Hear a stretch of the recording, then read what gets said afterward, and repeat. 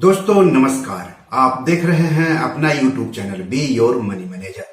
दोस्तों, जब आप सामान खरीदने बाजार जाते हैं तो कई बार आपने देखा होगा कि जब सामान कम पड़ जाते हैं और सामान लेने वाले ज्यादा हो जाते हैं तो हर किसी को सामान नहीं मिलता है। बहुत सारे लोगों को मायूसी ही हाथ लगती है।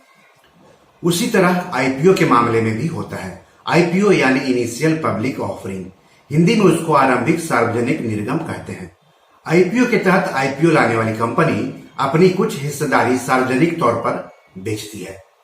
साथ ही इसके जरिए आईपीओ लाने वाली कंपनी पूंजी बाजार से पैसे जुटाती है और शेयर बाजार में लिस्ट होती है। लेकिन निवेशक आईपीओ में पैसे लगा करके पैसे कमा सकते हैं। हालांकि कई बार अच्छी कंपनियों का आईपीओ उस आईपीओ में बोली लगाने वाले निवेशकों को नहीं मिलता है। इससे ऐसे निवेशक निराश हो जाते हैं और अपनी किस्मत को कोसने लगते हैं। ऐसा खास करके अच्छी कंपनियों के आईपीओ में होता है और कई बार आईपीओ ओवर सब्सक्राइब हो जाता है। ओवर सब्सक्राइब का मतलब हो गया कि बिक्री के लिए जितने शेयर जारी किए जाते हैं उससे कई गुना ज्यादा मांग आ जाती है।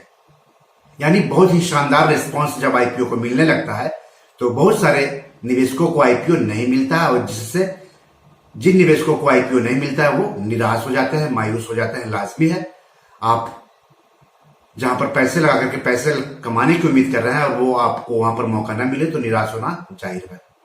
तो अगर आप भी आईपीओ में पैसे लगा करके पैसे कमाते रहे हैं तो ऐसे दौर से कई बार आपको भी गुजरना पड़ा होगा या फिर गुजरना पड़ सकता है अगर आप किसी आईपीओ में पैसे लगाने जा रहे हैं तो ऐसे में मायूस होने की जरूरत नहीं है।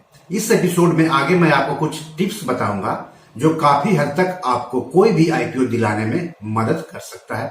लेकिन सबसे पहले मैं आप सबसे गुजारिश करता हूं कि अगर अभी तक आपने इस YouTube चैनल को सब्सक्राइब नहीं किया है तो जल्दी से कर ले। साथ ही साथ अपने दोस्तों, रिश्तेदारों, अपने जान पहचान वालों से भी इस YouTube चैनल को लाइक करने, सब्सक्राइब करने, शेयर करने के लिए कहें और पैसों से जुड़े हुए सवाल पूछने के लिए कहें, क्योंकि इस YouTube चैनल के जरिए पैसों से जुड़े हुए आपके हर सवाल के जवाब दिए जाते हैं।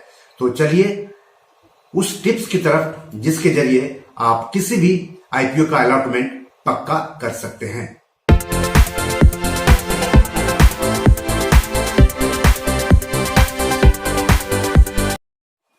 तो आईपीओ अलॉटमेंट को पक्का करने के लिए जो 8 टिप्स मैं आपको बताने जा रहा हूं उसमें पहला है ज्यादा लॉट में बोली लगाने से बचें। दूसरा है आईपीओ में बोली लगाने के लिए अंतिम पल का इंतजार ना करें। तीसरा है हमेशा कट ऑफ मूल्य पर बोली लगाएं। चौथा है एक नहीं कई डीमैट खाते से आवेदन करें। पांचवा है डीमैट खाते के बजाय एएसबीए यानी application supported by block amount के जरिए बोली लगाएं। छठा है आईपीओ लाने वाली कंपनी की लिस्टेड मूल कंपनी या उसकी सहयोगी कंपनी का पहले से ही शेयर खरीद लें। सातवां है सभी डिटेल्स को ध्यानपूर्वक सत्यापित करें और आठवां है मैंडेट रिक्वेस्ट को अप्रूव करना ना भूलें। तो इन 8 टिप्स पर मैं विस्तार से आपको जानकारी दूंगा।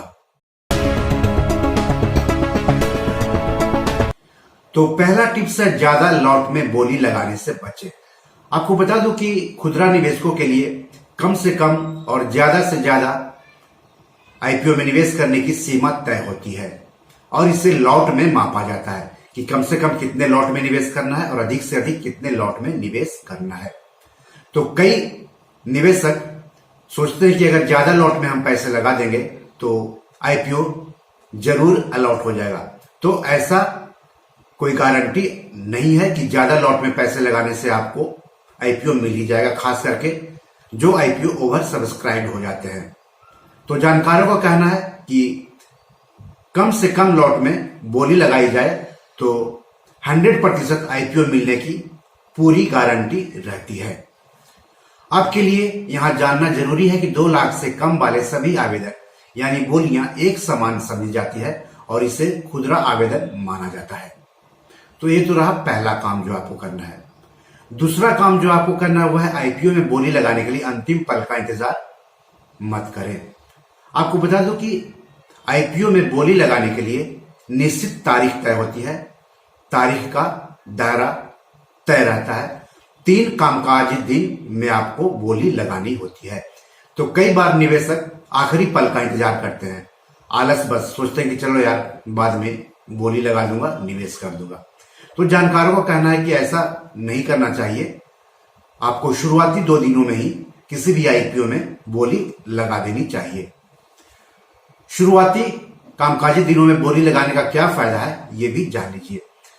तो इससे अंतिम दिन आवेदन करना भूल जाने, तकनीकी खराबी का सामना करने या अंतिम समय में भारी ट्रैफिक से निपटने की आशंका समाप्त हो जाती है। जानकारों का मानना है कि आखिरी तारीख का इंतजार करने से हो सकता है कि आईपीओ का हाई नेटवर्थ इंडिविजुअल यानी HNI और क्वालिफाइड इंस्टीट्यूशनल बायर्स यानी QIB का हिस्सा ओवर सब्सक्राइब होने की वजह से बैंक खाता रिस्पॉन्ड ना करे, तो आईपीओ मिलने में दिक्कत आ सकती है। इसके अलावा अगर आखिरी दिन किसी तरह की तकनीक समस्या आ जाए तो भी आईपीओ मिलने की उम्मीद कम हो सकती है। आपको बता दूं कि खुदरा निवेशकों के अलावा आईपीओ अलग अलग वर्गों जैसे हाई नेटवर्थ इंडिविजुअल यानी HNI और क्वालिफाइड इंस्टीट्यूशनल बायर्स यानी QIB के लिए आरक्षित रहता है। तो 2 काम आपने जाने। तीसरा काम जो आपको करना है, हमेशा कट ऑफ मूल्य पर ही बोली लगाएं। तो जिस तरह से आईपीओ में बोली लगाने के लिए तारीख का दायरा तय रहता है, यानी तारीख तय रहती है, उसी तरह से आईपीओ की कीमत भी तय रहती है, कीमत का दायरा भी तय रहता है और उसी दायरे में आपको बोली लगानी है, ना उससे ज्यादा ना उससे कम, उन दोनों के बीच में, और उस 2 कीमत पर आपको बोली लगानी होती है। जानकारों का कहना है कि कट ऑफ मूल्य पर बोली लगाने से आईपीओ मिलने की संभावना बढ़ सकती है, क्योंकि यह उस कीमत पर स्टॉक खरीदने की आपकी इच्छा को दर्शाता है। यदि आप कट ऑफ से कम कीमत पर बोली लगाते हैं तो इससे आपके आईपीओ आवंटन की संभावना कम हो सकती है। चौथा काम जो आपको करना है वह एक नहीं कई डीमैट खाते से आवेदन करें। शेयर बाजार, आईपीओ, एफपीओ, राइट्स इशू वगैरह में निवेश करने के लिए निवेशकों के पास डीमैट अकाउंट होने चाहिए, लेकिन एक पैन पर एक ही आईपीओ के लिए आप आवेदन कर सकते हैं। इसलिए आवंटन की संभावना बढ़ाने के लिए आप अपने परिवार के सदस्यों या दोस्तों के पैन से जुड़े दूसरे डीमैट खातों से उसी आईपीओ के लिए आवेदन करने से आईपीओ अलॉट होने की उम्मीद बढ़ सकती है, ऐसा जानकारों का मानना है। 5वां काम जो आपको करना है वह है डीमैट खाते के बजाय ASBA के जरिए बोली लगाएं। आप डीमैट खाते के अलावा अपने बैंक खाते से भी आईपीओ में बोली लगा सकते हैं। इसके लिए बैंक की ASBA यानी application supported by block amount सुविधा का इस्तेमाल करना होगा। इससे आईपीओ में बोली लगाने पर किसी तकनीकी कारणों से आपकी बोली को खारिज होने की संभावना नहीं के बराबर होती है। 6ठा काम जो आपको करना है वह है आईपीओ लाने वाली कंपनी की लिस्टेड मूल कंपनी या उसकी सहयोगी कंपनी का शेयर पहले से खरीद लें। निश्चित आईपीओ पाने के लिए एक और तरीका आप आजमा सकते हैं, हालांकि ये सभी आईपीओ के मामले में लागू नहीं होता है। अगर आईपीओ लाने वाली कंपनी की सहयोगी या मूल कंपनी शेयर बाजार में पहले से लिस्ट है तो वैसी कंपनी का आईपीओ पक्का करने के लिए उसकी लिस्टेड सहयोगी या मूल कंपनी का कम से कम एक शेयर भी पहले से खरीद कर रख लेना आपके लिए फायदेमंद होगा। जानकारों का कहना है कि ऐसा करने पर निवेशक 2 कैटेगरी में निवेश कर सकते हैं, एक शेयर होल्डर कैटेगरी में और दूसरा खुदरा निवेशक कैटेगरी में। इससे आईपीओ अलॉट होने की उम्मीद काफी हद तक बढ़ सकती है। यहां तक कि एक ही डीमैट खाते से मूल कंपनी का एक भी शेयर खरीदने से आपके मौके काफी हद तक बढ़ सकते हैं। 7वां काम जो आपको करना है, सभी डिटेल्स को ध्यान से सत्यापित करें। इतना सब कुछ करने के बाद अपने सभी विवरणों को जमा करने से पहले सत्यापित करना मत भूलें। अपना नाम, ईमेल आईडी, डीमैट खाता संख्या, पैन, निवेशक की श्रेणी और अन्य संबंधित विवरणों पर ध्यान दें।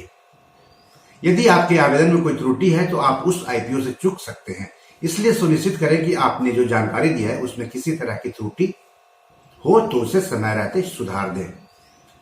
और 8वां काम जो आपको करना है वो है कि मैंडेट रिक्वेस्ट को अप्रूव करना याद रखें। आईपीओ के लिए अप्लाई करना सिर्फ आधा काम है, आपको मैंडेट अनुरोध को भी स्वीकार और स्वीकृत करना होगा। जब आप आईपीओ के लिए आवेदन करते हैं तो ब्रोकर या बैंक आपको एक मैंडेट अनुरोध भेजेंगे। आईपीओ आवंटन कंफर्म करने के लिए आपको इसे स्वीकृत करना होगा। तो दोस्तों, अभी कई आईपीओ आने वाले हैं। आप ऊपर बताए गए टिप्स का इस्तेमाल करके आईपीओ अलॉटमेंट 100% पक्का कर सकते हैं। तो बी योर मनी मैनेजर में आज इतना ही। नमस्कार, धन्यवाद।